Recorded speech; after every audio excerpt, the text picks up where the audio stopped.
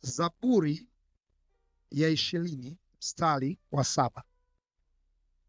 Zaburi 20 mstari wa 7.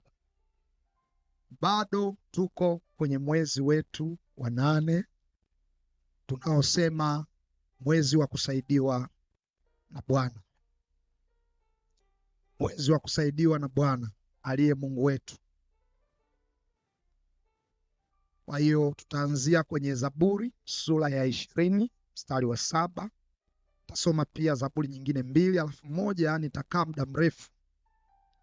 Zaburi nyingine tutakayoisoma ni Zaburi ya 34 mstari wa 6. Alafu tutakaa kwenye Zaburi ya 121. Tutakaa pale muda mrefu kidogo, sababu somo langu lote liko kwenye vipengele vya Zaburi ya 121.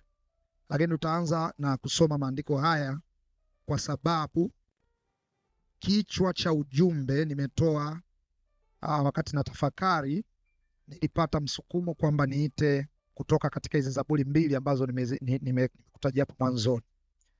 Kwa hiyo sasa kichwa cha ujumbe kinasema sisi tutalitaja jina la Bwana. Hili ni la muhimu sana kwenye ibada hii ya leo. Sisi tutalitaja jina la Bwana.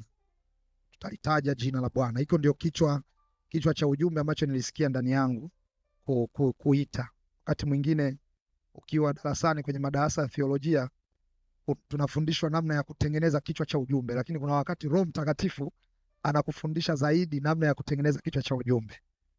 Kwa hiyo kanuni zinaweza zikawa zimevunjwa hapo, lakini naomba uelewe kwamba nilisikia hivyo ndani yangu. Sisi tutalitaja jina la Bwana kiwe kichwa cha ujumbe wa somo la leo. Zaburi 20 mstari wa 7, Biblia inasema hawa wanataja magari na hawa wanataja farasi, bali sisi tutalitaja jina la Bwana Mungu wetu. Hem, tuseme kwa nguvu wote, 1 2 3. Hawa magari, hawa wanataja farasi, bali sisi tutalitaja jina la Bwana. Alafu anamalizaje? Mungu wetu. Na unamuona ni kama yuko vitani, kwa sababu ukiona kuna magari, kuna farasi wanatajwa kwa zamani, ni context ya vita, ni kama kuna vita hivi hapo. Alafu mzaburi huyu ambaye ni Daudi tunafahamu, yeye anasema waache wataje magari yao.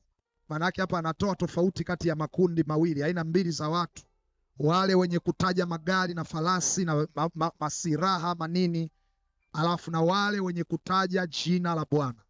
Alafu hao wenye kutaja jina la Bwana anasema sio wengine, ni sisi. Jina la Bwana libarikiwe sana.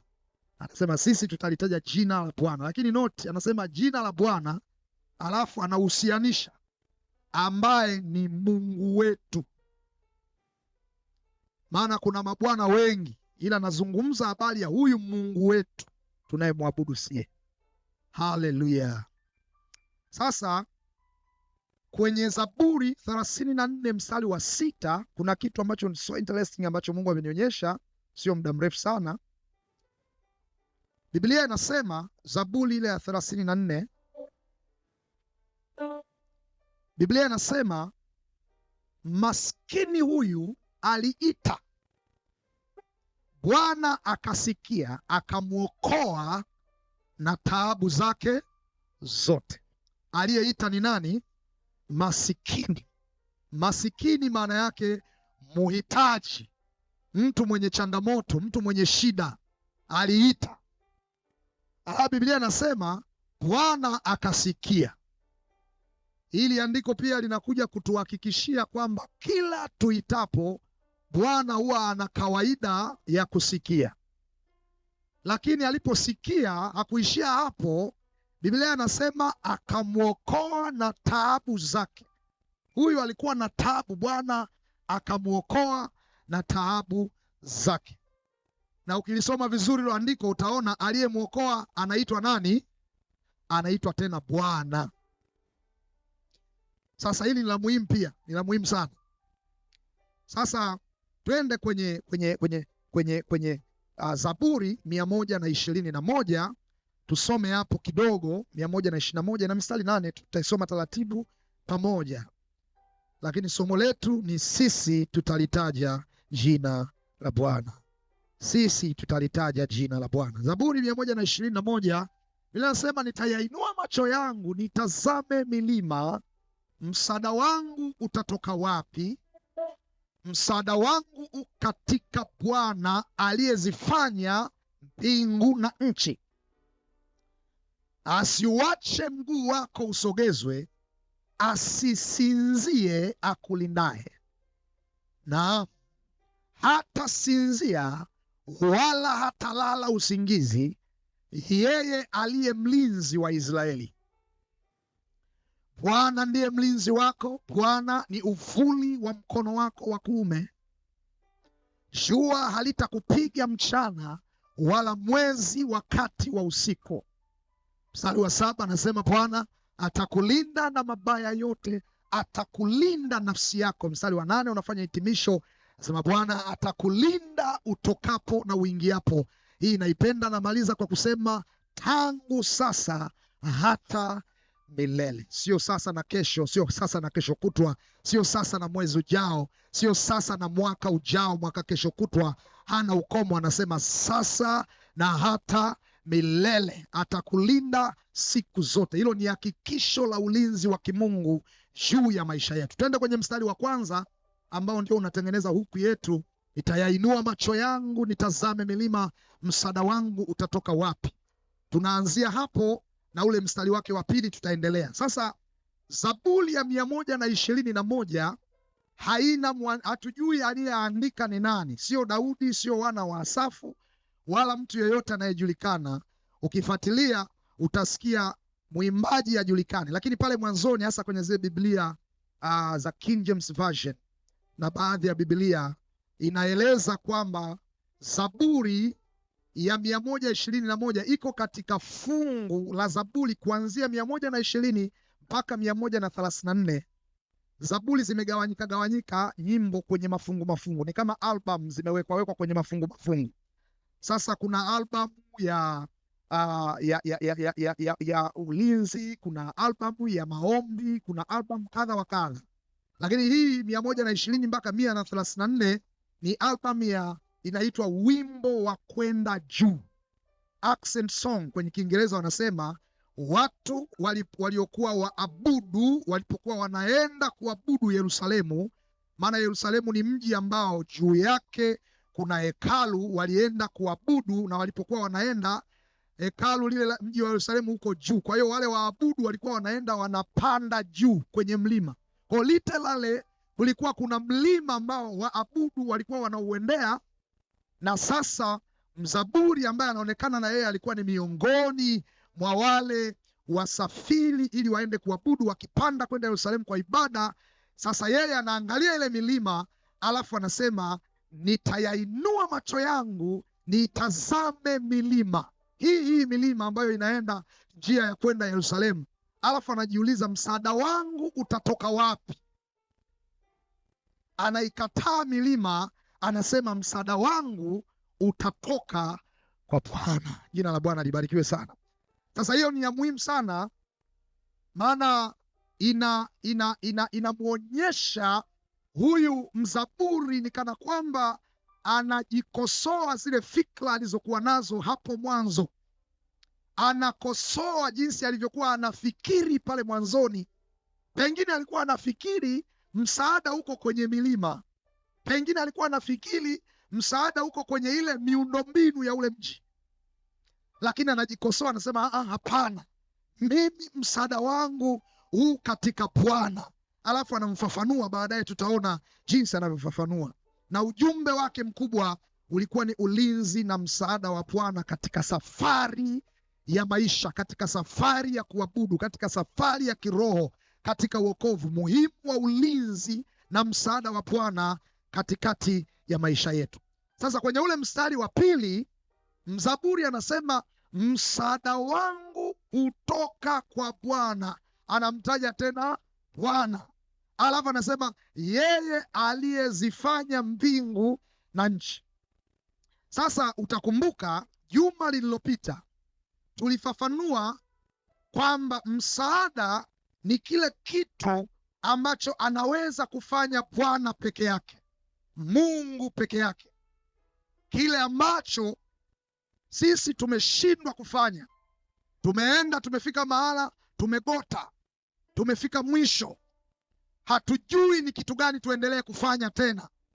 Sasa Bwana huwa anatokea pale ambapo sisi tunakoma. Sasa akitokea Bwana tukiwa tumekoma, ndio tunasema ule unaitwa msaada wa Bwana. Sasa leo nataka niende mbali kidogo, niingie ndani kidogo kwenye kuendelea kujua huu msaada wa Mungu, na nitaenda kujibu hili swali la msaada unatoka wapi. Jibu liko moja kwa moja. Zaburi inasema msaada unatoka kwa Bwana. Lakini kwa nini anasema Bwana? Kwa nini anasema Bwana Mungu wangu?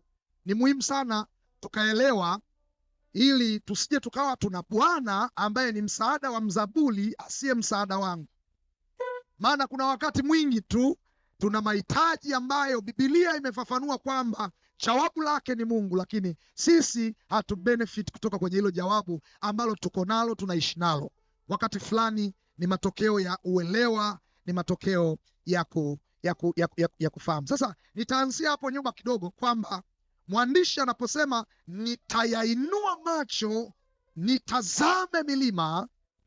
Milima ni vitu vinavyoonekana, ni vitu ambavyo ni substance, vitu ambavyo tungeweza kuvitegemea. Zamani wana wa Israeli, watu wa Israeli walitumia milima, walitumia vilima, walitumia nyumba za ibada kwa ajili ya kuabudu, kwa ajili ya kuomba. Walikuwa hawaombi mpaka wameenda kwenye milima, walikuwa hawafanyi ibada mpaka wameenda kwenye nyumba ya ibada. Wakiita ibada kwao ilikuwa inamaanisha kwenda mahala fulani maalum, mahala palipotengwa kwa ajili ya kumtafuta Bwana. Na inatokea pia leo watu tunatumia sana milima, tunatumia sana vilima, wengine wanatumia mapoli, wengine wanatumia mahala maalum palipotengwa kwa ajili ya ibada na kwa ajili ya kuomba. Sasa sio mbaya kwenda kwenye milima kuomba, kwenda kwenye ibada, kwenda kwenye vichaka na kujificha.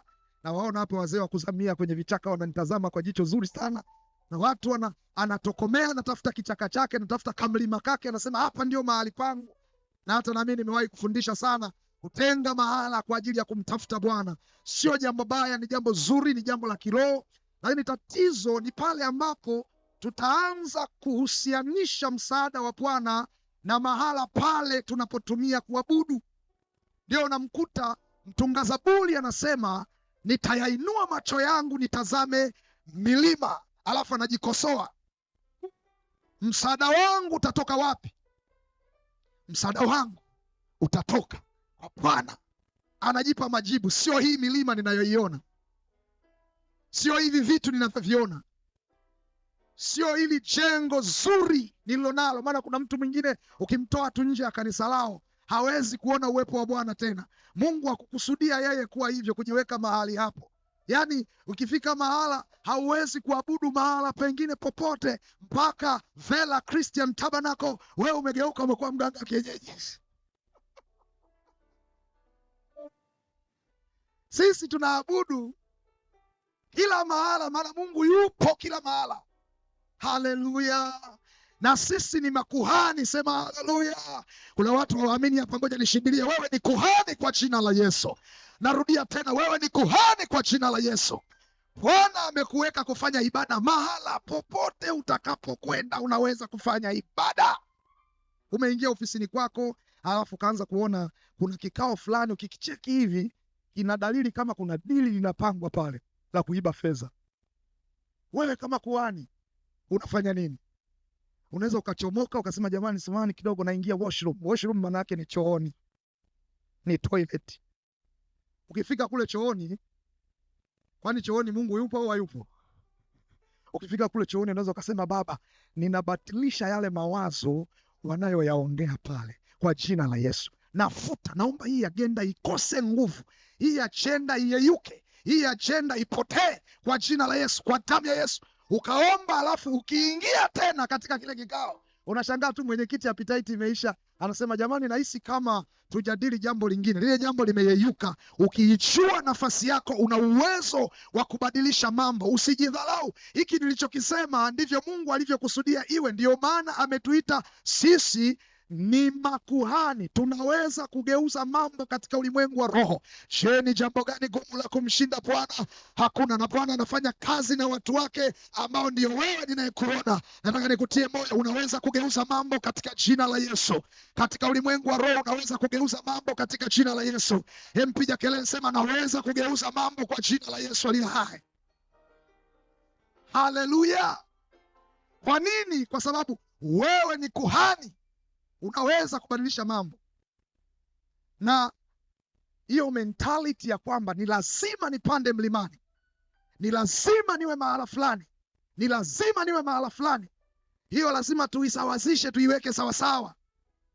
Kuna wakati Mungu anatupa maagizo ya kwenda mahala, lakini tusipageuze hapo mahala kuwa ndio msaada wa Bwana. Msaada wa Bwana na mahala ni vitu viwili tofauti. Kuna wakati tunaangalia program zetu, tunaangalia concerts, semina, makongamano kama ndio msaada. Na inawezekana kuna watu wengine hapa wameweka vipolo, wanasubiri maombi ya siku 40 yaanze ili waanze kufanya vita. Sikiliza, anza kufanya vita sasa. Maombi ya siku 40 ya kukuta umeshaishinda vita yako, maana maombi ni ibada. Usiyatumie maombi kivingine. Msaada utokao kwa Bwana ndio kitu cha msingi tunachokihitaji. Jina la Yesu libarikiwe sana. Sasa tukiwa na ufahamu huo, tungekuwa tunaandika Zaburi, tungeandika sawasawa na mtunga Zaburi alivyoandika. Akasema, na yainua macho yangu nitazame milima. Hivi chanzo cha msaada wangu haswa ni kitu gani? Mzaburi anajijibu, anasema hivi, vyote ninavyoviona Mungu ameviumba, haviwezi kuwa msaada kwangu. Mzaburi anajijibu, anasema mimi msaada wangu unatoka kwa Bwana. Sasa nini maana ya Bwana? Tunapozungumza neno Bwana ni nini? Tunazungumza nini? Tunazungumza kitu gani? Hili neno Bwana maana yake ni kitu gani kwenye maisha yetu? Huyu Bwana ambaye anatoa msaada. Kwanza hata hili neno lenyewe msaada, ni neno la kimahusiano. Ni neno la kimahusiano. Unajua, ukitaka kujua kwamba neno msaada ni neno la kimahusiano, nenda kwenye nchi fulani.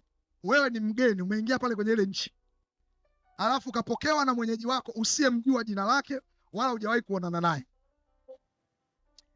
Unajua, kuna mtu hujawahi kumuona tangu umezaliwa, hata kwenye video, wala hujawahi kusikia habari zake. Kuna siku nienda kwenye msiba fulani hivi wa mtu fulani mashuhuri.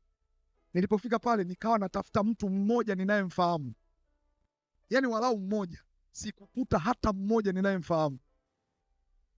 Nikasema, Yesu, dunia kubwa sana. Yaani pamoja na kuzulula huku duniani miaka yote hii, kuna watu bado sijawahi kukutana nao. Sasa ukikutana na mtu haumfahamu, haufahamiani naye, wala hujawahi kumuona, umeingia kwenye ile nchi, umesafiri umbali mrefu, jasho zimekutoka, una kiu, unakutana na yule mtu, anakupa kwenye glasi maji ambayo ni kama yana rangi, juisi sio juisi, maji sio maji. Nakwambia, nimekuona una kiu. Anaongea lugha ambayo pia uielewi. Ni kama anakuashiria kunywa haya maji ili kiu yako iishe.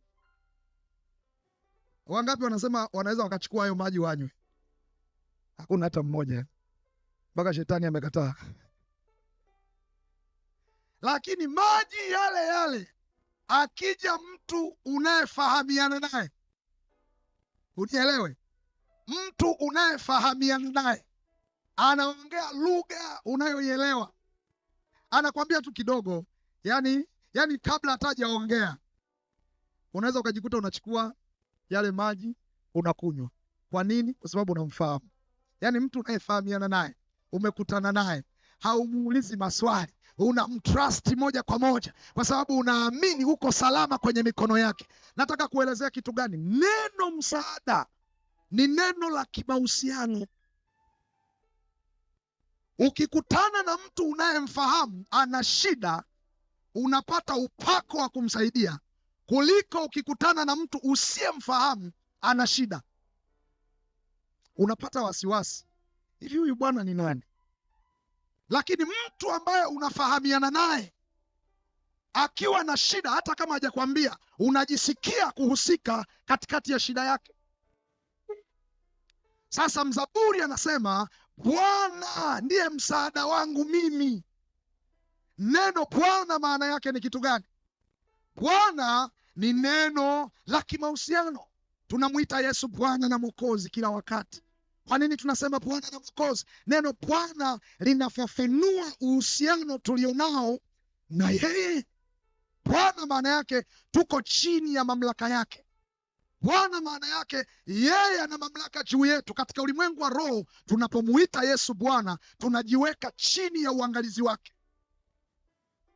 Yeye anakuwa anahusika na sisi, tena anahusika na sisi kiagano, kiwango ambacho atakayekugusa wewe amegusa mponi ya jicho lake, kiwango ambacho anajishughulisha sana na mambo yako, kiwango ambacho wewe hupaswi kujitaabisha.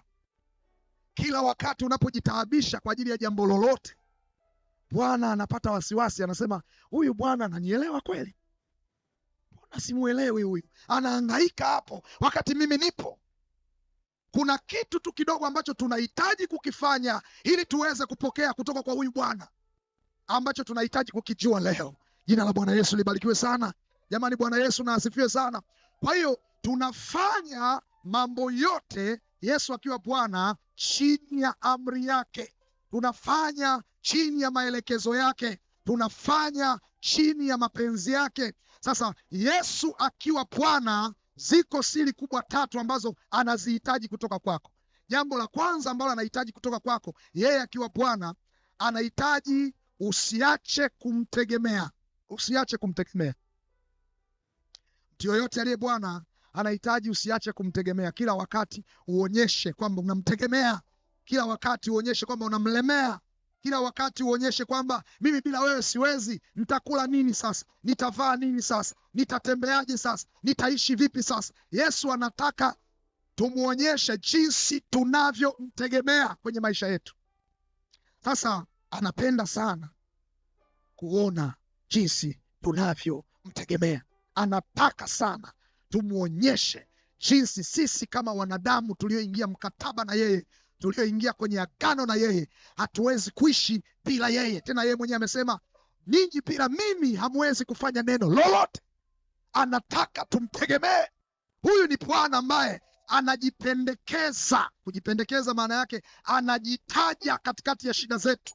Yaani hatupi option nyingine, anasema option ni mimi. Anajipendekeza, anataka tuone alafu tumtegemee. Watu wa Bwana, leo ninatamani imani zetu ziinuke katika kumtegemea Bwana kwenye kila aina ya jambo. Hata kama kuna jambo umeacha kumtegemea Bwana, mwanangu, tiwa moyo leo katika jina la Yesu. Pokea nguvu mpya, uanze kumtegemea Bwana wa majeshi, maana yeye anasubiri uanze kumtegemea. Anasubiri. Kama umeacha kwa sababu zozote, rudi tena leo katika kumtegemea. Anataka umtegemee, anataka umtaje, anataka umwite, anataka umsababishe yeye aje afanye jambo fulani, maana yeye Mungu wetu ni Mungu anayependa sifa. Anataka asifiwe kidogo ili ashuke aanze kutenda. Anataka atajwe, anataka ainuliwe ili ashuke aingilie kesi zako. Ninaona kesi fulani zinaondoka hapa kwa jina la Yesu aliye hai. Anataka tumtaje, anataka tumuite katikati ya changamoto zetu ili aingie aonekane.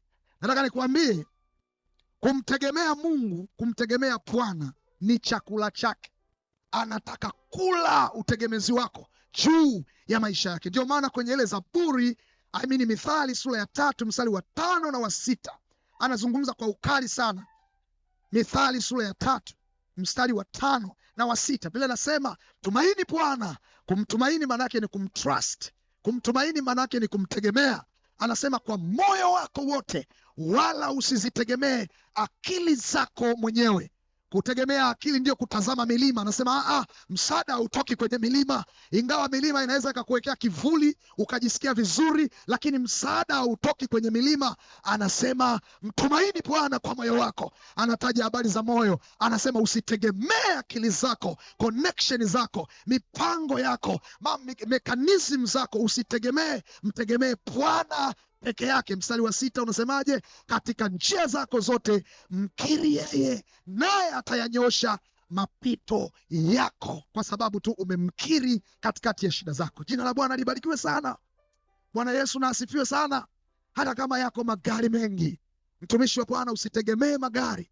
Hata kama una watu wengi, una milima mingi ya kujificha, usitegemee milima, tegemea msaada utokao kwa Bwana. Haleluya. Ndio nilitoa mfano wa Nehemia wakati anajenga ukuta. Wakaja kina Sanibalati, wakaja kina Tobia, wakaja kina of course hao kina Mwarabu, wakaanza kumchokoza Nehemia. Wakaona Nehemia yeye amesimama imara, achokozeki. Baadaye wakamwambia, wewe Nehemia, wewe kimbia, nenda kajifiche kule hekaluni. Unajua kuna wakati unaweza ukapewa ushauri ukaonekana kama ni ushauri mzuri, ushauri fulani hivi una sound kama ni wa kiroho fulani, yani mtu anakuambia kimbilia madhabahuni, unadhani huo ni ushauri mbaya.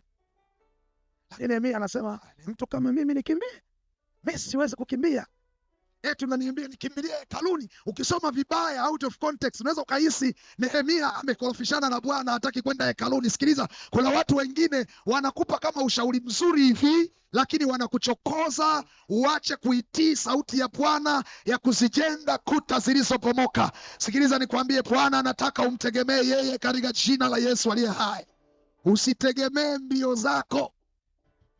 Tulivyokuwa watoto, mtu akitusumbua tunajiandaa namna hii, afu tunaweka mikono hivi. Yaani ukiona tu umekutana na jamaa fulani hivi, ukimcheki hivi unaona huyu jamaa huyo jamaa ananimaliza wewe. Unaweza ukaenda kama ukamgusa hivi afu unajiandaa kukimbia. Na tulikuwa tunasema tunategemea nini? Mipio. Tulikuwa tunaita mipio wewe.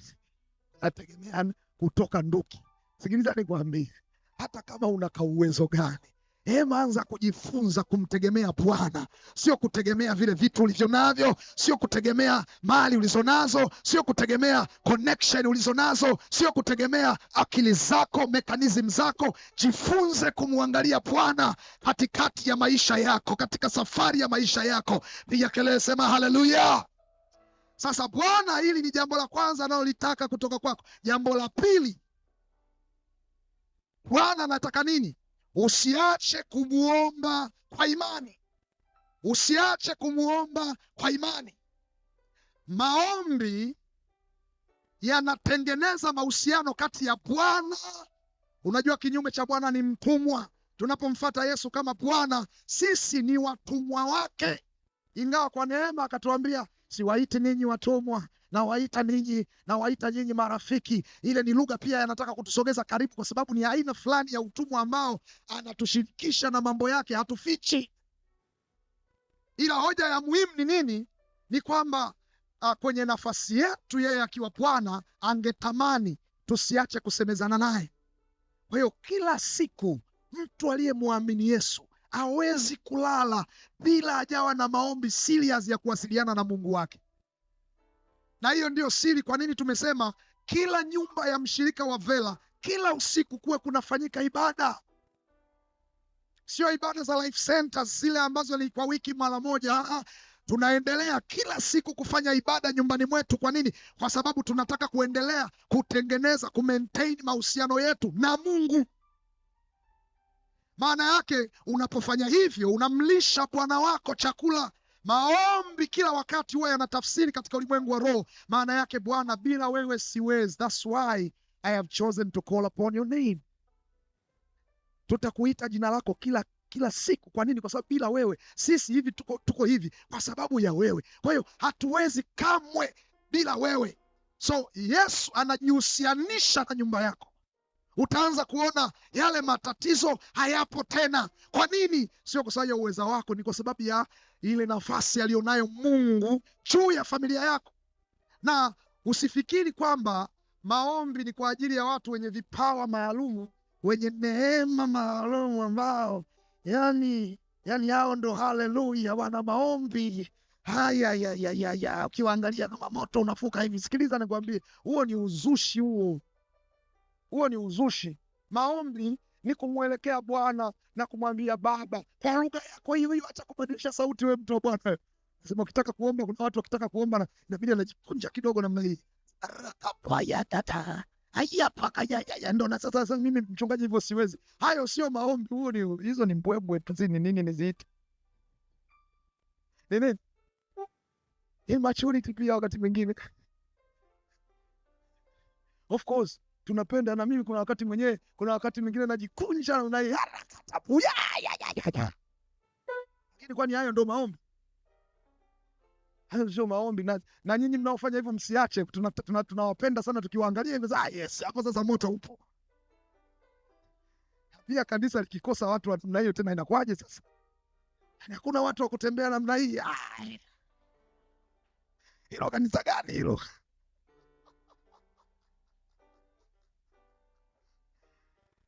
Tuwe nao tusiwe nao? Simuona kanisa zima linasema wawe.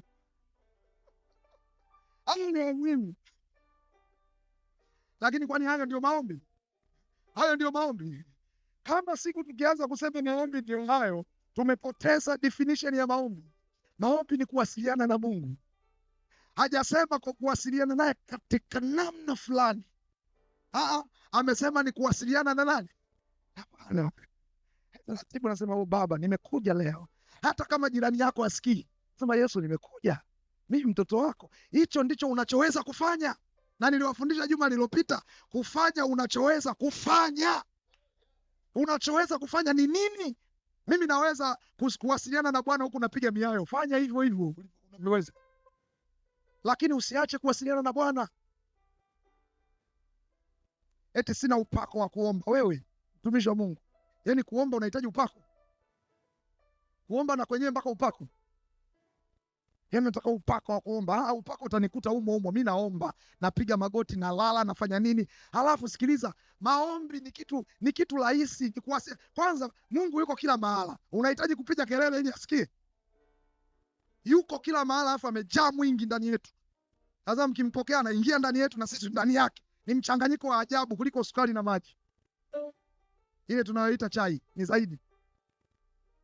Kwa hiyo muda wote ukikaa, ukienda hapa, ndio maana nimetolea mfano wa hata ukienda chooni, unaenda zako chooni kule, kuna baadhi ya miungu ukiingia chooni na yenyewe inakuwa inabaki nje kule. Ukiingia tu chooni anasema bwana huko nenda mwenyewe, mimi nina shida na harufu.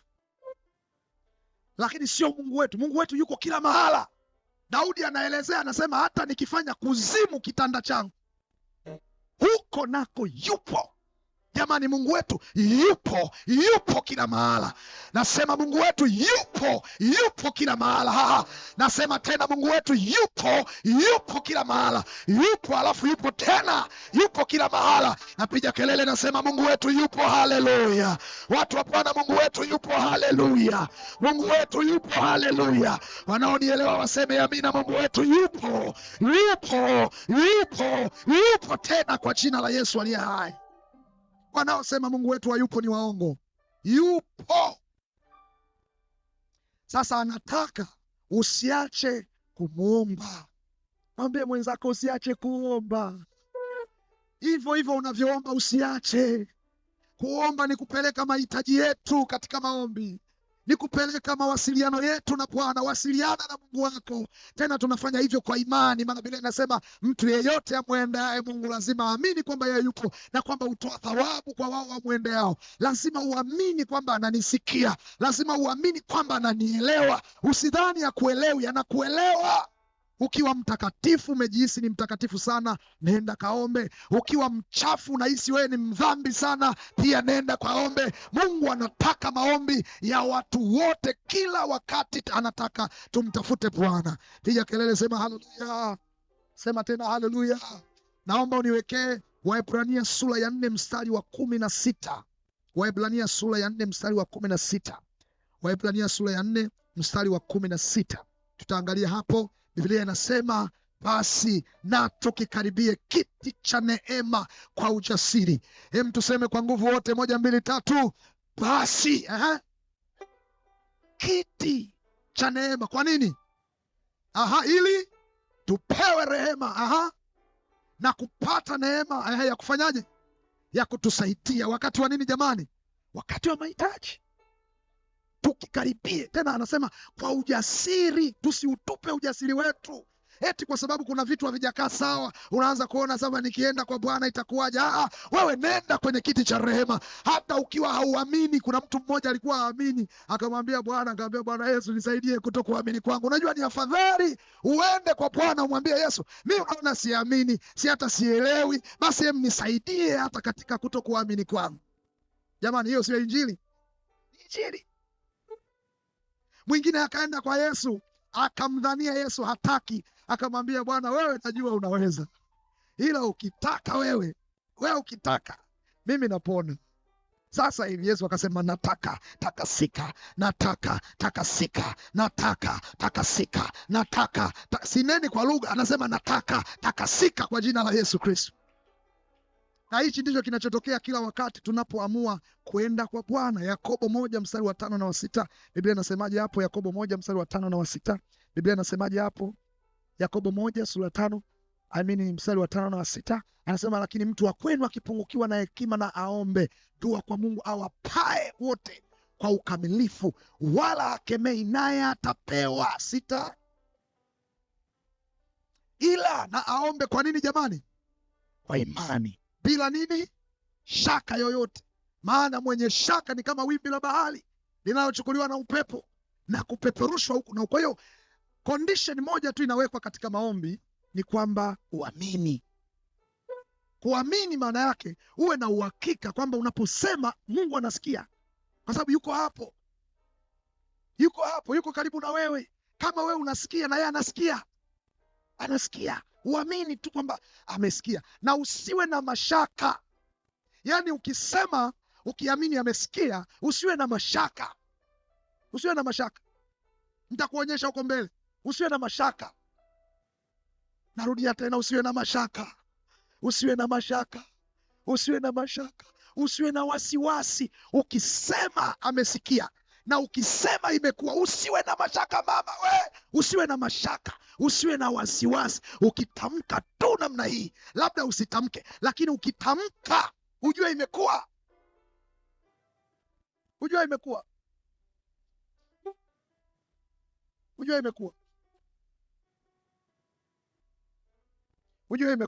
usiwe na mashaka, usiwe na wasiwasi. Yaani ukisema, mbona ukija pale ofisini ukaniambia maneno hivi alafu mimi nikakuitikia hivi, una uhakika nimeshayasikia tayari, baadaye unanyamaza kimya, unanisikiliza mimi nasemaje? Mimi ni mwanadamu. Ukisema kwa Bwana amini kwamba amesikia na amesikia. Mungu huwa hana dustbin ya maombi. Hata kama uliombaga miaka 10 iliyopita, hana mahala ambapo anayakusanya maombi yako afa anayatupa pale, hata siku moja. Maombi yote uliyowahi kumwomba Mungu anayo kwenye mkono wake.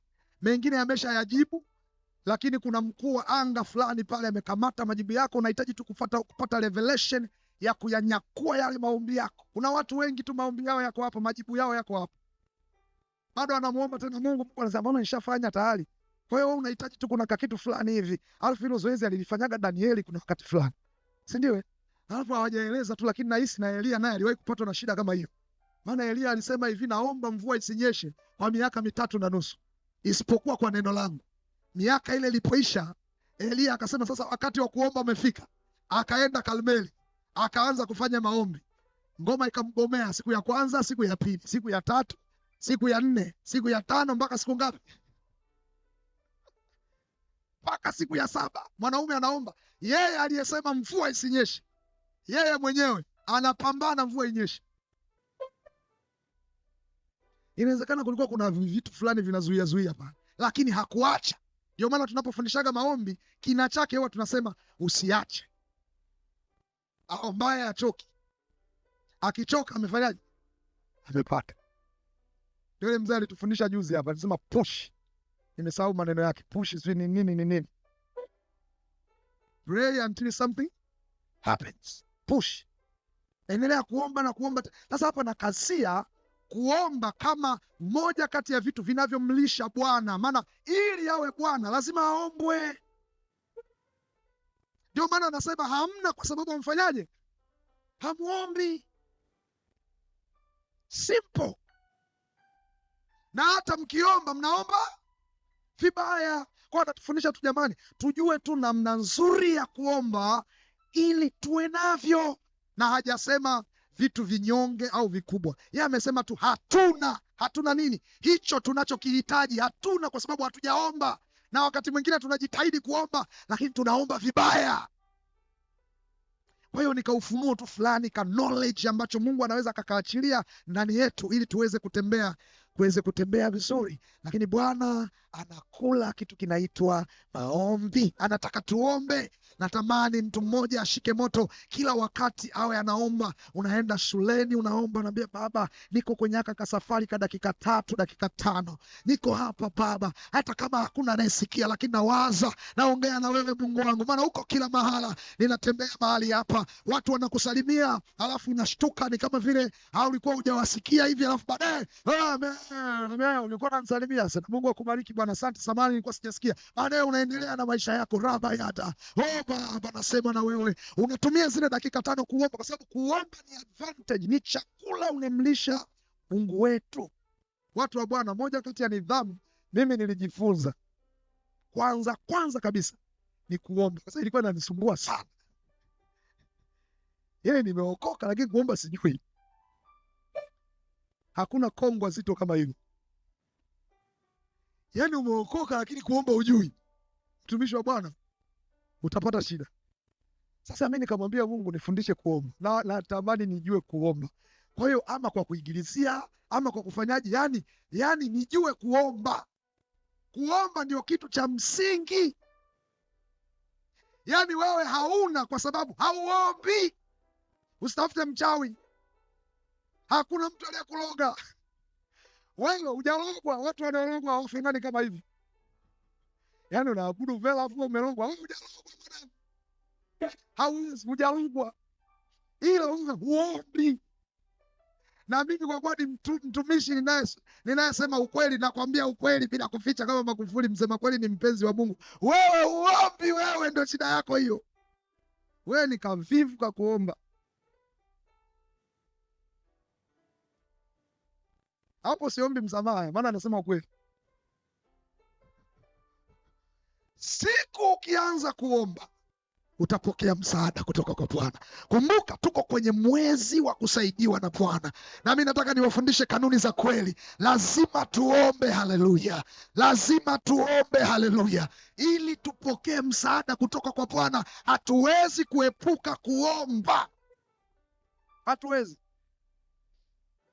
Sasa kitu cha 3 Bwana anakihitaji. Usiache kutii neno la Mungu. This is very important. Unapoomba Mungu atakujibu na mambo ambayo wakati mwingine hayaeleweki, hayaendani na wewe.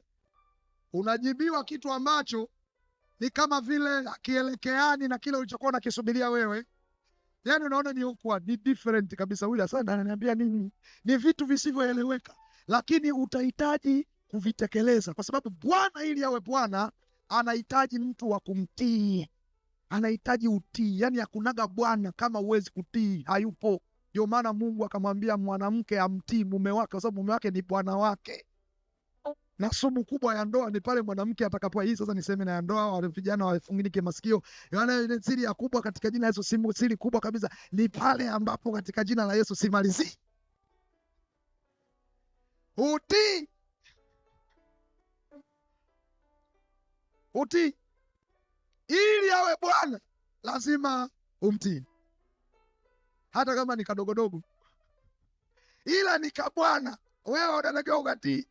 Hata kama kako block, yani akana hela, akamechoka, wewe unachotakiwa kufanya ni kukitii tu hicho kibwana hicho. Unatakiwa ukitii, ukikitii kinajitutumua na kinaleta hela.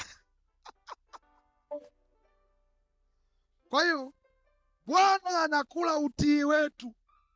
Na hii lugha inaeleweka, kwa sababu hata kule makazini wengine tunashindwa kuishi vizuri na mabosi wetu. Bosi ni Bwana, unatakiwa kumtii.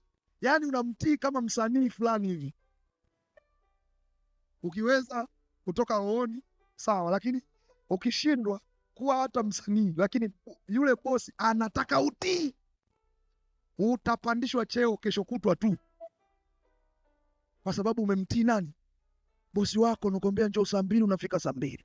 akwambia unafanya nini, unafika kasoro, unafanya na mambo ya ziada, unamwambia bosi, ndio unatoa ripoti, unamweleza bwana kuna hiki na hiki mapema kwa wakati. Sasa walokole kazi yetu ni kuchelewa, unachelewa kazini, alafu unafika umechelewa, alafu unaanza kujihesabia haki. Unajua nilikuwa kwenye maombi, napiga maombi katika jina la Yesu, napiga maombi. Mchinga, una akili wewe? Si tunataka maombi, tunataka ufike kazini mapema. Mbona unakuwa kama kibwengo wewe? Unakuwa mtoto wa Vela kweli? Unachelewa kazini kweli? Hapo nasema nilikuwa napiga maombi kwa jina la Yesu, nilikuwa natoa macho kama umebanwa na mlango. Wewe acha uhudi. Bosi anataka utii, anataka umtii, umsikilize. Acha kumfungulia Biblia. Unajua kwenye Mathayo ile sura, wewe acha uhudi. Mathayo tena mpaka anasema sasa walokole hatuajiri tena, bora tuajiri watu. Unaharibu sifa za watu wa Mungu. Sasa hapo nilikuwa nafafanua kwamba Bwana anahitaji kiwango fulani cha utii. Maana utakapokuwa unaomba Mungu atajibu. Ile tumesema maskini huyu aliita jina lako Bwana, nawe ukafanyaje? Ukamsikia. Sasa Mungu akisikia waga anatenda, anaokoa, na namna yake ya kuokoa ni huwa anaachilia codes fulani. Kuna kitu anakwambia, kuna kitu anakuelekeza. Utaanza kusikia, masikio yako ni kama kuna kitu yamezibuka, yanasikia kitu, lakini kila kitu sio lazima kiwe kinafanana na vile ulivyokuwa unataka wewe. Tuko kwenye mwezi wa kusaidiwa na Bwana. Kuna siku mtu mmoja alikuwa anaumwa ukoma, akaenda Elisha akamponya kwa design fulani, akamwambia nenda kule Yordan kajitumbukize mara 7. Jamaa akasema siwezi kufanya hiyo biashara. Kule kwetu kuna mito mizuri, mito flat mizuri inapendeza. Mtu kama mimi siwezi kwenda Yordan. Yordan ni mto mchafu, siwezi kwenda huko. Kwani nabii alisema maneno mengi? Hakusema neno. Wasaidizi wake wakamwambia jamaa, angekwambia neno zito. Je, hilo unaona neno rahisi sana. Jamaa nikaelewa. Nilivyoelewa, maana kuna wakati unahitaji wafafanuzi wakufafanulie, maana uelewi. Jamaa ndo akaenda akajitumbukiza mara ya kwanza, mara ya pili, mara ya 3, mara ya 4, mara ya 6 hakuna lolote limetokea. Akajikaza mwanaume, mara ya 7 anatoka, ngozi yake ni kama mtoto mchanga. Ndio Mungu anavyofanya. Yoshua anaambiwa nenda kazunguke ule ukuta wa Yeriko. Wewe zunguka tu, huku mnaimba haleluya, haleluya, Bwana ni mwenye fadhili, haleluya, mara ya kwanza, mara ya pili. Ukuta wa Yeriko. Mara ya 6, siku ya 7 zunguka mara 7. Wanazunguka pale, baadaye wanapiga zile haps. Sikiliza, zile kuta zilididimia kwa sababu ya maelekezo ya kimungu. Mwambie mwenzako, fata maelekezo. Acha ubishi, fata maelekezo. Acha kubishana na Bwana, fata maelekezo. Haijarishi yale maelekezo yanakupendeza ama hayakupendezi, fata maelekezo. Haijarishi unaelewa au uelewi, fata maelekezo. Haijarishi yana ustaarabu hayana ustaarabu, fata maelekezo. Hiyo ni kodi ya kimbingu. Alafu utamuona Bwana akikusaidia. Na waona watu wakisaidiwa na Bwana kupitia kufata maelekezo. Haleluya. Na waona watu wakiinuliwa na Bwana kupitia kufata maelekezo. Na waona watu wakiinuliwa na Yesu aliye hai. Naona mageti yanakatika kwa jina la Yesu. Ninaona milango inaachia kwa jina la Yesu. Maelekezo, maelekezo, maelekezo, maelekezo. Tii maelekezo kama alivyosema Bwana. Haleluya. Sasa kwenye ile Zaburi ya 121 kuna mambo matatu pia ya kujifunza. Kwa nini imeandikwa? Kuna mambo matatu ya kujifunza. Mambo matatu. Unataka kuelewa kwa nini Daudi anazungumza haya mambo? Mbona ni kama vile anazungumza mambo fulani. Tainua macho yangu tazame milima, msaada wangu utatoka wapi? Msaada wangu utatoka kwa Bwana. Anazungumza haya mambo yote, mistari 8. Anataka kutufundisha nini? Nimechambua hapo, nimetafakari, nimekutana na mambo makubwa matatu ya muhimu sana ambayo Mungu anataka tuyaelewe katika Biblia. Jambo la kwanza nitasema kwa haraka sana. Daudi anataka, mwandishi wa Zaburi ya 121 ambaye sio Daudi maana hajulikani, anataka tujifunze kwamba msaada wetu hautoki mahala fulani. Msaada wetu unatoka kwa Bwana 100%. Msaada wetu hautoki kwenye vitu, kwenye program, kwenye mikakati, kwenye akili, hautoki kwenye fedha, unatoka kwa Bwana direct. Lazima unapohitaji jambo lolote, kwenye kichwa chako na akili yako awepo Bwana, asiwepo mtu. Acha kutajataja watu, acha kutajataja we mama, acha kutajataja watu. Wewe mama acha, wewe baba, kijana acha kutajataja watu. Mungu anataka tujue ya kwamba msaada hautoki kwenye milima, hautoki kwenye farasi, hautoki kwenye magari, hautoki kwenye chochote, unatoka kwa Bwana. Hapo ndipo picha linapoanzia, kwa sababu Mungu anataka awe na mahusiano na wewe, yeye kama Bwana, kama mtawala, anataka aione hiyo nafasi. Yaani hicho kiti chake anakitaka ndani yako. Kuna kiti cha Yesu anataka akikalie, kiti cha mamlaka anataka akikalie yeye mwenyewe. Wewe tafuta watu 10, watu 6, 5, 2, waulize kuhusu habari za matatizo yao. Utaona kama Bwana atatajwa. Akitajwa Bwana, basi huyo mtu anakuwa hana tena mahitaji.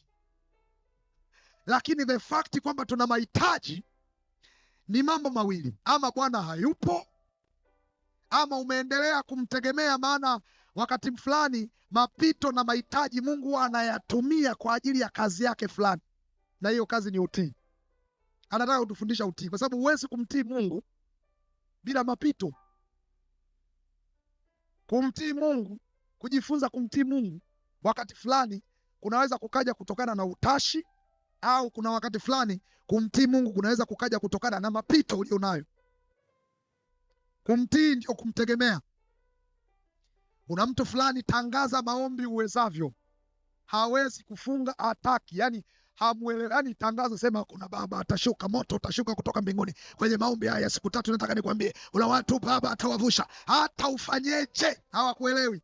Akitoka tu pale anaendelea kutafuna karanga, anaendelea kujuisi, anakula majuisi, anachukua na mikate, anachanganya, anachukua na matikiti maji, anaweka. Mnamkumbuka yule michuzi ya ujinga? Anachukua na michuzi, anaweka mule, anakoroga, anakunywa na Fanta. Akiona Fanta haitoshi, anachanganya na Coca-Cola mule, anakoroga, anakula na matikiti maji, anaweka humo. Yani hata ufanyeje haombi, hata usemeje. Vidonda vya tumbo hata kama hana, nakwambia nahisi, ona nahisi kama huku pembeni, nahisi kuna vidonda vya tumbo. Akiamka asubuhi kizunguzungu. Sikiza, kila anayefunga akiamka asubuhi kuna kizunguzungu, sababu sukari inakuwa imepungua. Lakini wakati wa kizunguzungu si ndio wakati wa kuomba sasa? Sasa hawa watu wa aina hii, nataka nikwambie, kuna siku watakuwa ni prayer warriors kutokana na kibano. Mungu anasema okay, hamna shida. Wewe mjanja, hamna shida. Tunakwambia utengeneze silaha wakati wa amani, wewe utaki. Sasa anakuletea vita. Yaani hiyo vita, asubuhi nilielezea, kuna watu waga nikikamata jina lake nikaweka mbele za Bwana, maana naombeaga watu. Mungu ananitolea kabisa upako. Yaani nakuwa sina upako, nikiweka tu jina pale sina upako. Na subiri wewe. Upako wote unaisha. Nasema Mungu, hii imekuaje? Basi naacha, naendelea kuombea wengine, upako unakuja. Nikirudi tajele, yani nikimtaja tu mwamba, upako unaisha. Kesho naamka, Jumapili, Jumatatu, Jumanne, nikikutana na mwamba, nikimwangalia naona bado ana matatizo, hebu ngoja nirudi nikaombe. Nikikamata hizo jina nikiweka, Mungu anaondoa. Yani sipati ajenda yoyote ya kuombea. Okay, sasa wakati kama huo waga najiulizaga, nasema okay, basi Baba, naomba shuka penyewe utende miujiza. Sasa miujiza ya Mungu wakati mwingine inaweza kuwa ni mapito na changamoto. Asubuhi nikawatishia nikasema inabidi nianze kuomba matatizo ya wajie ili muanze kumtrust Bwana. Haleluya. Hakuna aliyesema amina hata mmoja, na hata ibada ya mchana.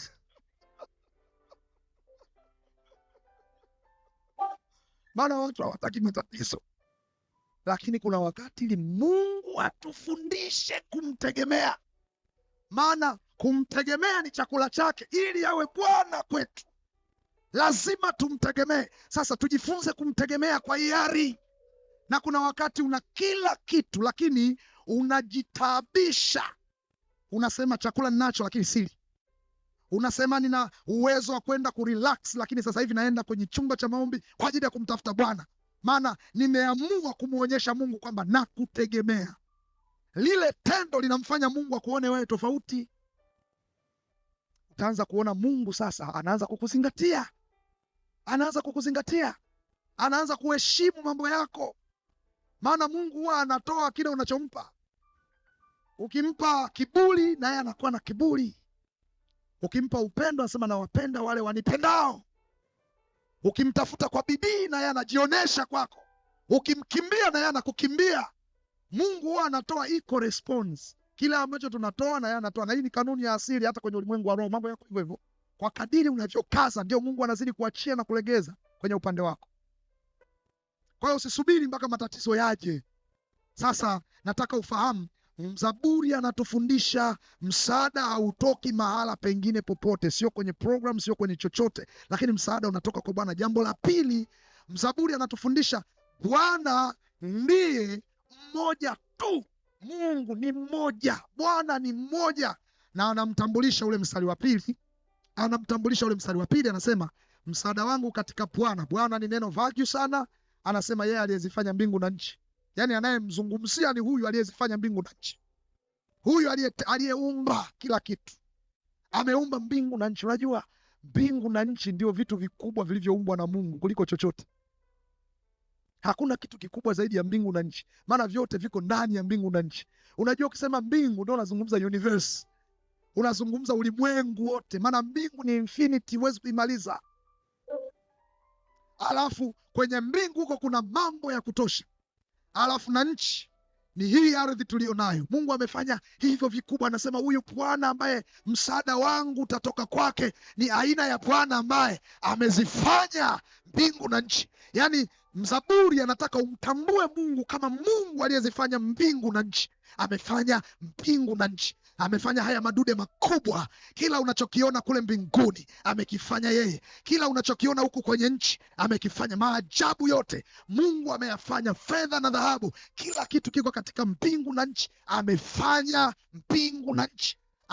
Anamtambua Bwana kama Bwana aliyefanya mbingu na nchi. Na sio hapa tu, kuna sehemu nyingine kwenye Biblia anasema Mungu wa Ibrahim, Isaka na Yakobo. Anataka tumtambue kama Mungu specific, aina fulani ya Mungu ambaye amefanya kitu gani na kitu gani. Halo, yule Mungu unayemuomba ni Mungu aliyefanya mbingu na nchi. Amefanya mbingu na nchi. Nasema amefanya mbingu na nchi. Amefanya vitu vikubwa. Hilo tatizo lako ni dogo sana, maana amefanya vitu vikubwa mbingu na nchi. Hilo tatizo lilonalo ni dogo sana, amefanya vitu vikubwa mbingu na nchi. Nataka nikwambie Mungu aliyefanya mbingu na nchi afanye kwenye tatizo lako kwa jina la Yesu aliye hai.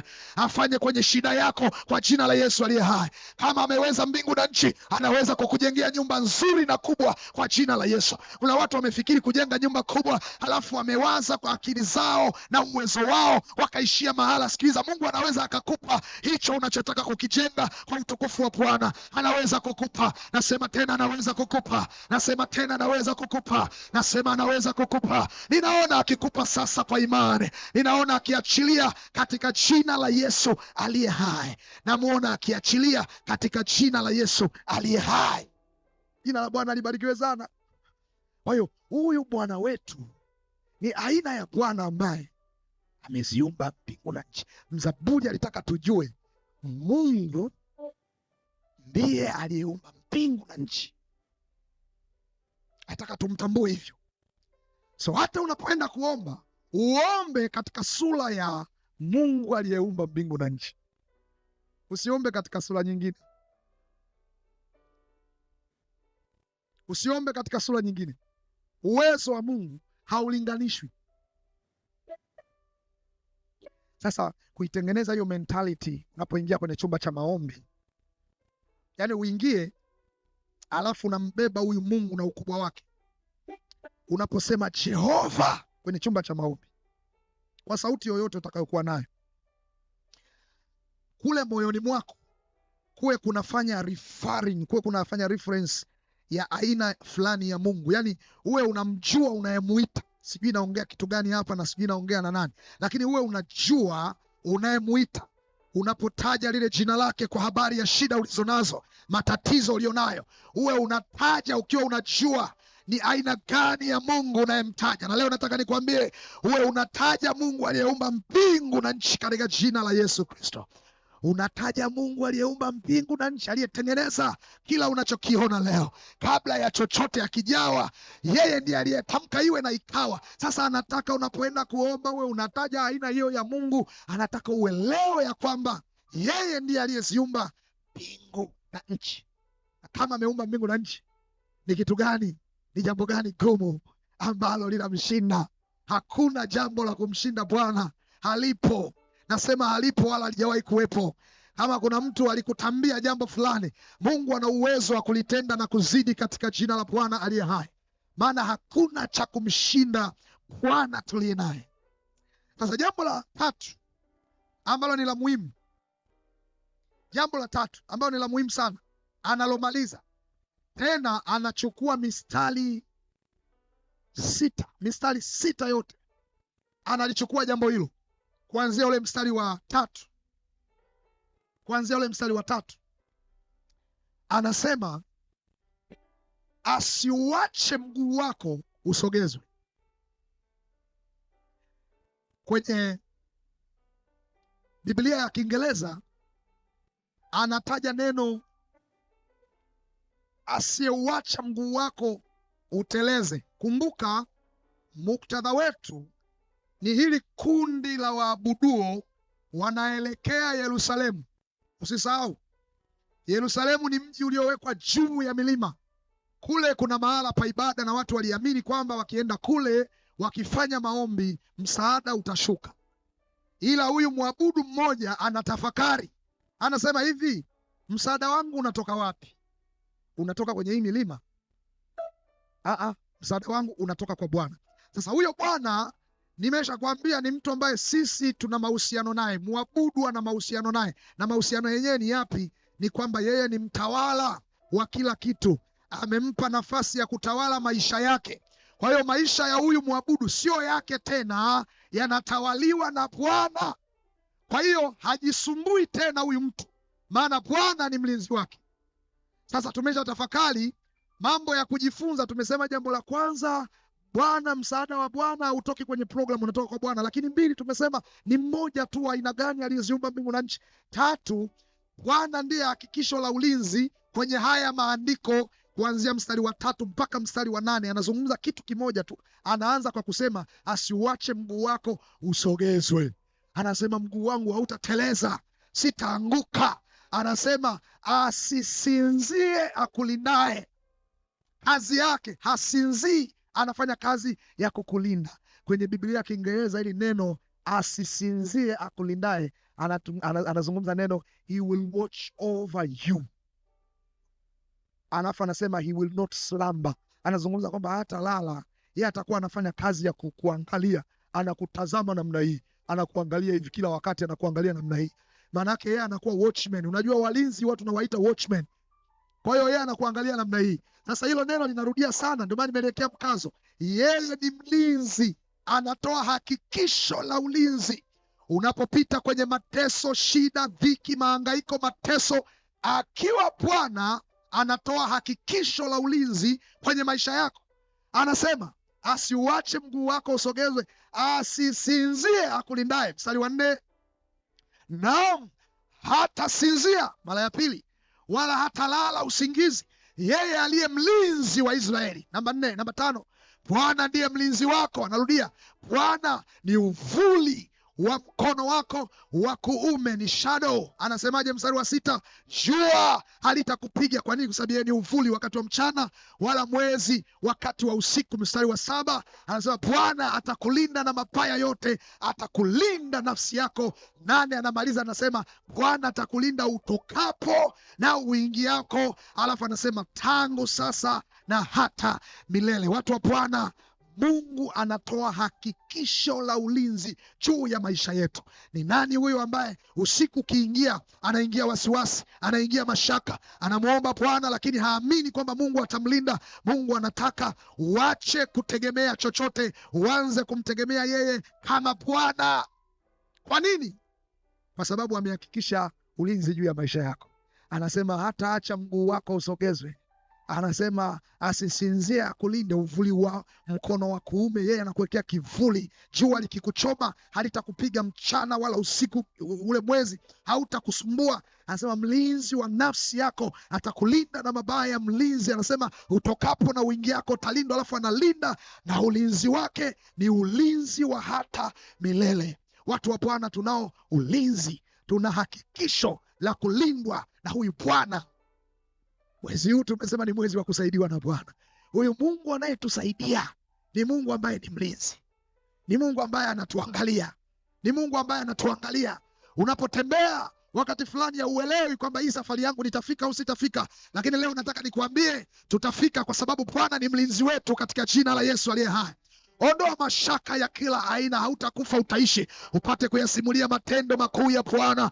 Utapopita katika bonde la uvuli wa mauti, hautateketea, maana Bwana atakuwa pamoja na wewe. Utapopita katika maji mengi, hayatakughalikisha, maana Bwana atakuwa pamoja na wewe. Moto hautakuteketeza, maana yeye ni Mungu wako, atakulinda, utakuwa salama. Piga kelele, sema nitakuwa salama. Sema tena nitakuwa salama. Sema tena nitakuwa salama. Sema maana Bwana atanilinda. Sema Bwana atanilinda. Sema ataniponya. Sema ataniponya. Nitakuwa salama. Haleluya. Nataka nimuinue imani mtu mmoja ya kwamba huyu Mungu tunayemwabudu ni Mungu mlinzi, anajua kulinda watu wake, anajua kulinda watu wake. Ni Mungu wa Ibrahimu, Isaka na Yakobo. Alikuwepo, yupo na atakuwepo milele yote. Hakuna siku anakoma. Huyu yupo hata ukiumwa, yuko na wewe. Ukiwa kwenye ICU, yuko pamoja na wewe. Sikiliza, yuko pamoja na wewe. Ujapopita kwenye mateso, yuko, hajakuacha. Hata sasa hajakuacha. Usianze kumlaani Mungu wako, maana hajakuacha. Yuko pamoja na wewe kwenye hayo mateso. Yeye hatishi na mateso. Akiwa na mateso, mjomba wako anakukimbia, lakini Mungu wetu hawezi kukikimbia. Atakuwa pamoja na wewe. Unateseka, unahangaika, yuko pamoja na wewe. Umechoka, umechalala, ili mradi unapumua, yeye yuko pamoja na wewe. Nataka niinue imani yako mchana wa leo, umuone Bwana kwenye maisha yako. Nataka niinue imani yako mchana wa leo, umuone Bwana kwenye maisha yako. Atakuinua, atakusaidia, atakuinua, atakutetea. Sikiliza, wewe unajiona kama hatima yako imeisha. Haijaisha. Bwana ana mpango na wewe. Bwana anataka kukufanya kuwa taifa lisilo la kawaida. Bwana anataka kushangaza ukoo wako. Bwana anataka kutenda neno ambalo halijawahi kutokea katika ukoo wako. Anataka kukuinua, anataka kukupa ulinzi. Wewe hautakufa, hautakufa, ili mradi Bwana anaishi. Yesu anakutetea. Ninaanza kuziona hatari za kipepo zilizotumwa juu yako zinaondoka, kwa sababu Bwana ameinuka akutetee kwa jina la Yesu. Wewe unatetewa na Bwana, wewe unatetewa na Bwana, wewe unatetewa na Bwana, wewe unatetewa na Bwana, wewe unalindwa na Bwana. Na hasa katika mwezi huu tunamchokoza Bwana, tunamwambia Bwana, wewe ni msaada wangu, maana huu ni mwezi wa kusaidiwa na Bwana. Huu ni mwezi wa kusaidiwa na Bwana, na hakika nitasaidiwa na Bwana wa majeshi. Haleluya, haleluya. Inamisha kichwa chako pale pale ulipoanza kumshukuru Bwana. Ushukuru na uweza wake, shukuru na mamlaka yake. Hatujamaliza, ninasikia moyoni mwangu mtu mmoja amshukuru Bwana. Shukuru Bwana kwa ulinzi wake, maana amekulinda tangu Januari hata sasa. Mwambie Yesu nakushukuru, maana ni wewe uliyefanya, ni wewe uliyetenda, ni wewe uliyeonekana. Mapepo yalitaka kunivuruga, lakini ulinilinda. Mapepo yalitaka kuniharibu, lakini umenitetea Bwana. Hebu mshukuru Bwana kwa kichwa ukiwa unamaanisha. Mwambie Bwana asante, mwambie Yesu asante. Hata kama uelewe unamshukuru Bwana kwa ajili gani, lakini under the anointing of this instruction, you just rise up your voice and tell him thank you in the name of Jesus. Oh, hallelujah. Vela tunakushukuru, Vela tunakushukuru. Umetuchukua umbali huu Bwana, umetuchukua umbali huu Bwana, umetuleta mpaka hapa. Asante Bwana Yesu, maana bila wewe tusingefika hapa. Oh, asante Bwana Yesu. Asante kwa ajili ya wazee wa kanisa, asante kwa ajili ya wachungaji, na kushukuru kwa ajili ya kila mshirika, kila idara, kila mtu wa hapa. Kila mtu aliyemuita kuwa hapa na kushukuru. Mama, bila wewe Bwana tusingefika mahali hapa, umbali huu tusingefika. Asante Bwana, asante, maana ni wewe uliyetuleta hapa, ni wewe uliyetuleta hapa, ni wewe uliyetuleta hapa, ni wewe uliyetuleta hapa. Tutayainua macho yetu, tutazame milima. Msaada wetu utatoka wapi? Msaada wetu utatoka kwa Bwana. Msaada wangu katika Bwana aliyezifanya mbingu na nchi, asiyeuacha mguu wangu usogezwe. Asisinzie anilindaye, hata sinzia wala hata lala usingizi, yeye aliye mlinzi wangu. Bwana, wewe ni mlinzi wangu. Bwana, wewe ni uvuli wa mkono wangu wa kuume.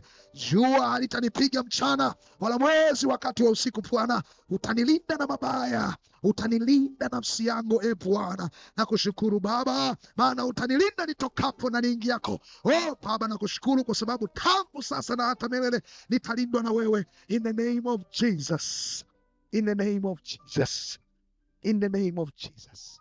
Hallelujah, hallelujah, hallelujah, hallelujah, hallelujah, hallelujah. Oh, hallelujah, hallelujah. Bwana nakulinda mama, Bwana nakulinda wewe, unalindwa na Bwana, unasaidiwa na Bwana. Oh, shaka pabayana, mpe nafasi tu, atakusaidia, atakusaidia, atakuvusha hiyo milima. Unavuka katika jina la Yesu. Vita zote za ofisi, kila aina ya mateso ya giza, unalindwa, unalindwa. Utatekwa wewe na mapepo, mashetani wala mamlaka yoyote. Bwana anakulinda, atalinda wewe, atalinda mume wako, atalinda mke wako, hata kama hayupo sasa, atalinda na watoto wako.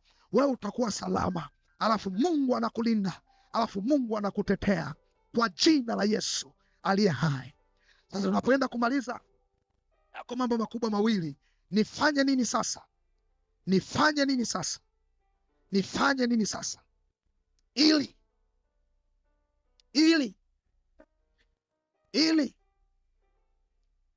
Mungu awe msaada kwangu? Nifanye nini sasa?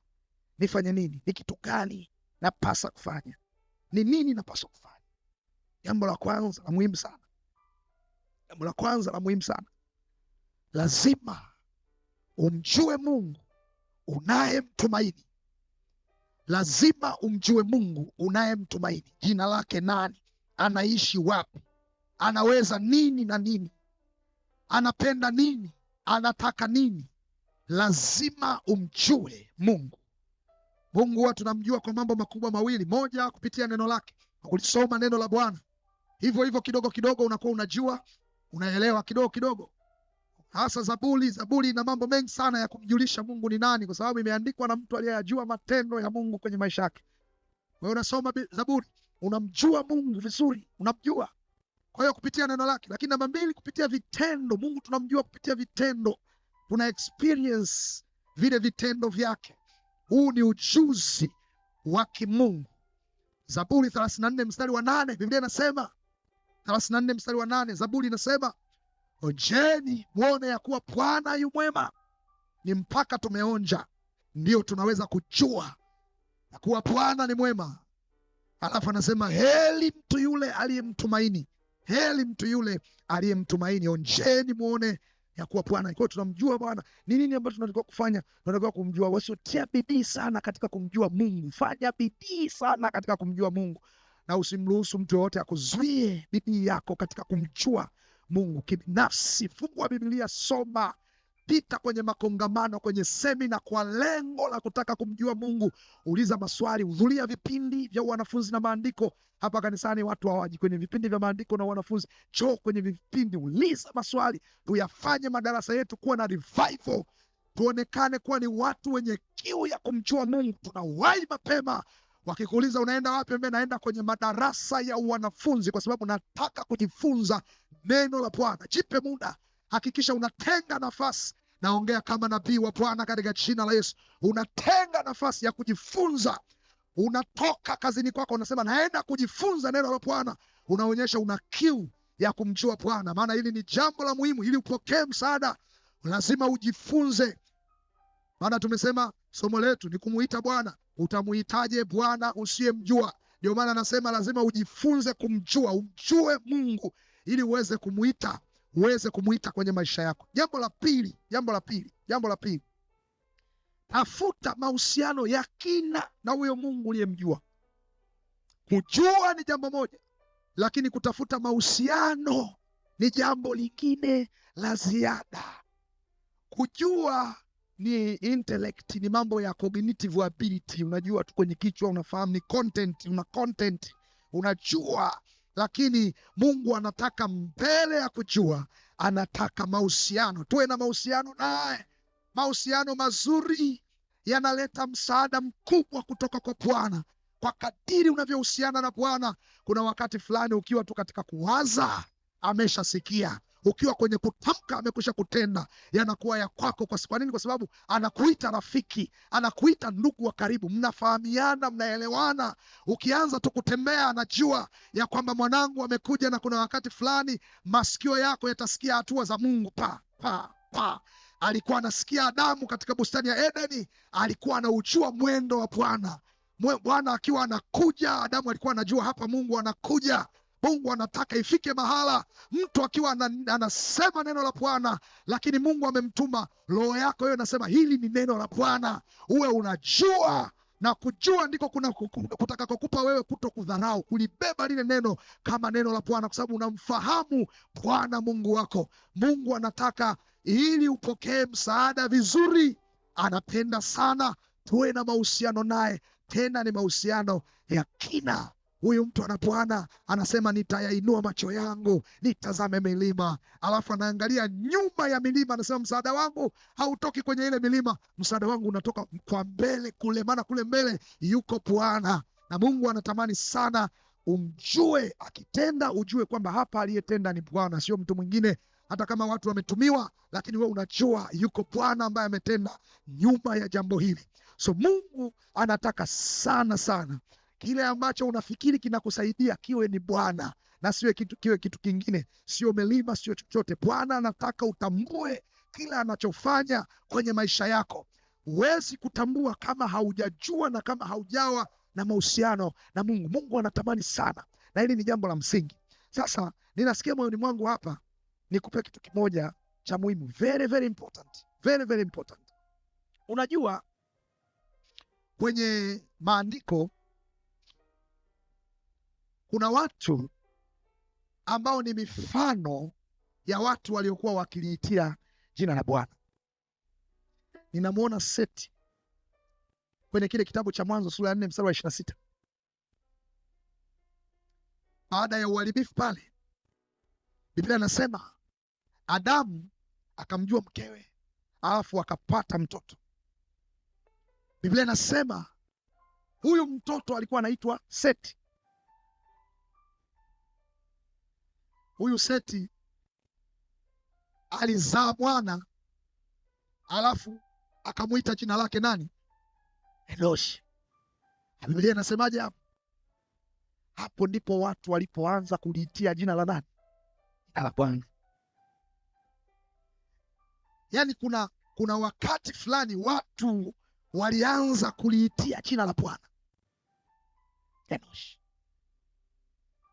Hapo ndipo watu walipoanza kuliitia jina la Bwana. Mimi sijajua watu wa ukoo wako ni lini walianza kuliitia jina la Bwana, sijui. Lakini Biblia inasema Seti alipozaa mwana akamuita jina lake Enoshi. Hapo ndipo watu walipoanza kuliitia jina la Bwana. Somo langu ni sisi tutaliita jina la Bwana. Sisi tutaliita jina la Bwana. Hawa wanataja magari, hawa wanataja farasi, lakini sisi, haleluya, sisi tunajitofautisha. Sisi tunalitaja jina la Bwana. Ninakuombea katika siku zako watu waanze kuliita jina la Bwana. Watu wa ukoo wako waanze kuliita jina la Bwana katika hizo siku zako. Watu waanze kuliita jina la Bwana. Haleluya, fungua mlango, watu waanze kuliita jina la Bwana katika hizo siku zako. Ninamwona mama mmoja anasema amina katika ulimwengu wa roho. Katika siku zako watu waanze kuliitia jina la Bwana. Mungu anatamani sana watu waanze kuliita jina la Bwana. Unajua kuliita jina la Bwana maana yake ni kulitaja. Kuliita jina la Bwana maana yake ni kulitumaini. Kuliita jina lake maana yake ni kulitegemea. Kuliita jina la Bwana maana yake ni kuliamini. Wewe sikiliza nikwambie, sio tu kusema Bwana, hapana, ni kuliamini, ni kulitumaini, ni kuhusiana nalo katika namna ya ukaribu. Enosh alikuwa ni alama pale watu walipoanza kuliitia jina la Bwana katika hizo siku. Ikaendelea Mwanzo sura ya 12. Enoshi alikuwepo kabla ya Ibrahimu. Ule mstari wa 8, akamjengea madhabahu ya Bwana Ibrahimu, akaliita jina la Bwana. Ibrahimu aliliita jina la Bwana sio mara moja. 13:4 inasema mahali pa madhabahu aliyoifanya hapo kwanza, Ibrahimu akaliita jina la Bwana. Baba yetu wa imani akaendelea kuliita jina la Bwana, akamrithisha Isaka. Sura ya 26 mstari wa 25, Biblia inasema akajenga madhabahu huko, akaliita jina la Bwana. Somo langu ni kuliita jina la Bwana juu ya safari ya maisha yako, juu ya huduma yako, ni kuliita jina la Bwana. Elia, Wafalme wa Kwanza sura ya 18 ule mstari wa 26, Biblia inasema nanyi mtaliitia jina la Mungu wenu, nami nitaliita jina la Bwana. Hapo hawa ni watumishi. Ukiendelea utaona hata Yona alipokuwa kwenye tumbo la samaki akaliita jina la Bwana. Watu wa Mungu, iko nguvu katika kuliita jina la Bwana. Iko nguvu katika kuliita jina la Bwana. Iko nguvu katika kuliita jina la Bwana. Mpaka Israeli wakaambiwa usilitaje bure jina la Bwana Mungu wako, kwa sababu jina la Jehova lina nguvu. Kila unapolitaja linafanya jambo fulani katika ulimwengu wa roho. Ninataka tu experience hiyo nguvu ya jina la Bwana. Tukiwa tunasema jina la Bwana, itoke kwenye yale mahusiano ya ndani, alafu isionekane kama unamuita Rashidi, ionekane kama unamuita Mungu wa majeshi, alafu ashuke. Tutetemeshe mbingu, tutetemeshe kuzimu tunapolitaja jina la Bwana wa majeshi katika msingi wa mahusiano yetu, yeye akiwa Bwana mwenye mamlaka katikati ya maisha yetu.